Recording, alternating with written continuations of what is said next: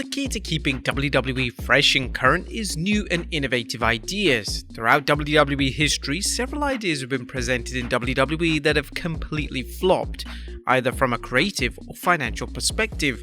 WWE management fully expected these ideas to be extremely successful, but they weren't, and WWE prefers that these colossal failures are never mentioned again. But we're obviously going to mention them, so join us now as we look at 10 of the biggest flops in WWE history.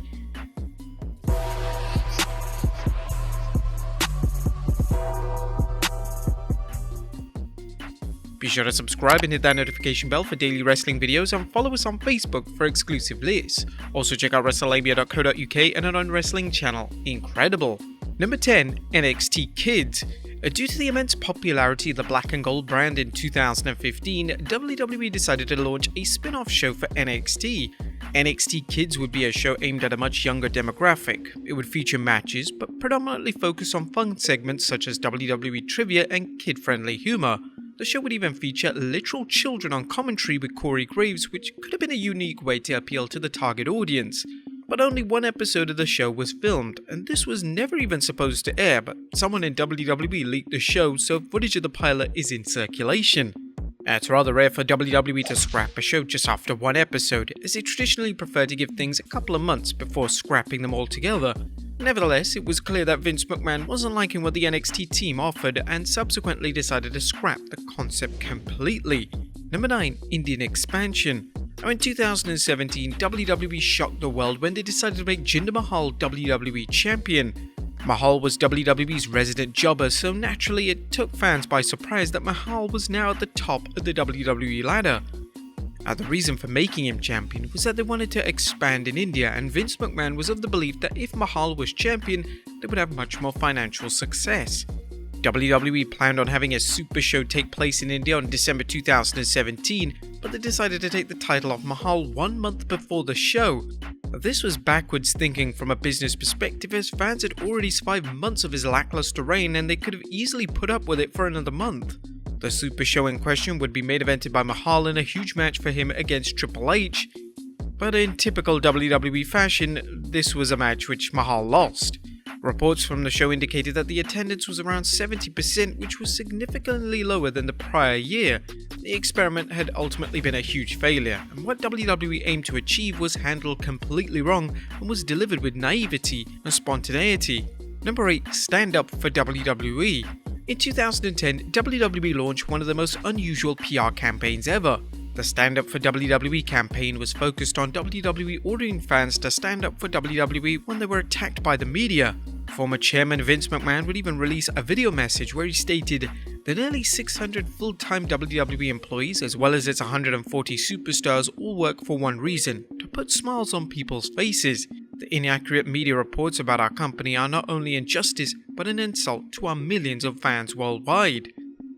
The WWE pushed this heavily. They got every single wrestler involved in promoting the campaign, and they would even produce an infographic detailing how fans can support the company. But this PR campaign flopped. It showed how desperate WWE were, and it was scrapped after a few short months with no explanation. Number 7. The Junior Division. WWE introducing new elements to Raw and SmackDown is always welcomed, as it keeps the show exciting. This was seen in 2005 when the WWE introduced the Junior Division to the SmackDown product. It was set to feature major names such as Paul London, Brian Kendrick, Billy Kidman and Jamie Noble. Fans were excited for the concept, but when Johnny Ace was put in charge of hiring new talents for the division, he made a huge blunder. For whatever reason, he decided to hire exclusively midget wrestlers, and WWE had no choice but to present the division with these hired midget wrestlers featured. The idea though was a huge failure, and the division would be scrapped completely within just a few short months. Number 6. WWE Studios. Launching in 2002, WWE Studios had been around for the past 2 decades, and for the most part, the movies that WWE had produced had been commercial and critical bombs. Whilst there had been some successes, WWE Studios had a rotten reputation for putting out the worst of the worst, and in 2014, WWE's financial records offered a frightening insight into the WWE's movie division. It was reported they had lost $35 million with WWE Studios, which makes it one of their worst financial losses ever. In recent years, they've drastically altered their approach for WWE Studios. Their output is heavily reduced, and they only work on projects when they know they can make a return. It took years for WWE to realize that this was the approach needed, and it was simply a project that Vince McMahon refused to give up on. Number 5. WWF New York. Due to the unbelievable success at WWE during the Attitude Era, they decided to open a restaurant in Times Square, New York, simply known as WWF New York. The complex WWE rented for the restaurant featured a retail store, a nightclub, and a viewing area which would show every single WWE pay-per-view. But whilst the idea on paper sounded great, the idea was incredibly expensive to run and operate, and WWE ran the complex later renamed the world at a loss for years. In 2003, Linda McMahon announced that the WWE-themed venture would be closing. She would claim that this was so WWE could focus on other avenues, but in reality, it was because the venture lost WWE over $20 million. Number 4. Raw Dark. WWE's flagship show Monday Night Raw has been on the air for almost 3 decades, and in that time there have been some ideas implemented on screen that they would like fans to forget. On the 20th May 2019 edition of Raw, Mick Foley came down to the ring to make 2 announcements. The first announcement was that the introduction of the infamous 24/7 title, and the second was a drastic change to the third hour of Raw. Foley would imply that the third hour of Raw would be much darker and grittier moving forward. This actually excited fans, and it was a smart move which could have led to lapsed fans coming back to the product. However, all WWE did was dim the lights for the third hour. Fans felt insulted that this was WWE's plan, as nothing had remotely changed. The idea lasted just 2 weeks before it was never alluded to again. Number 3. Vince Russo's grand return. The landscape of 2002 in WWE was altered forever when they introduced the brand split. During this time, WWE, specifically Vince McMahon, made the brave and bold call to bring back Vince Russo. Russo was lead writer during key parts of the Attitude Era, but his reputation following his disastrous run in WCW wasn't exactly the best. Russo came in with a ton of new ideas, and most of them were absolutely horrendous. Russo wanted to strip The Undertaker of the WWE title for no reason, and he wanted to bring back DX, even though WWE were planting the seeds of Triple H and Ric Flair joining forces to create Evolution. It took just a matter of weeks before McMahon realized the error of his ways. According to former head writer of WWE Brian Gewirtz, McMahon personally apologized to him for bringing Russo back, which was a rare instance of McMahon addressing a direct failure. Number 2. WWE Virtual Reality. The idea of WWE using VR technology for their programming is an exciting concept. In 2018, they began to put together plans to execute this idea during live pay-per-views. The first time VR would be available for fans was during WrestleMania 35. WWE were reluctant to make a big deal out of the technology being available, and this led to fans speculating that Vince McMahon didn't understand what the WWE were even offering. Following WrestleMania 35, the idea would be put on hold for undisclosed reasons. That was until Survivor Series 2019. This would mark the last time to date that WWE would use the technology for a WWE event, and it was never made clear why WWE fell out of favor with the idea.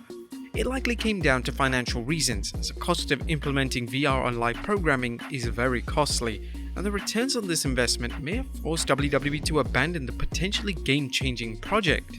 And number 1. John Cena NFT. One of the ways WWE wanted to make money off John Cena's 2021 in-ring return was with NFTs.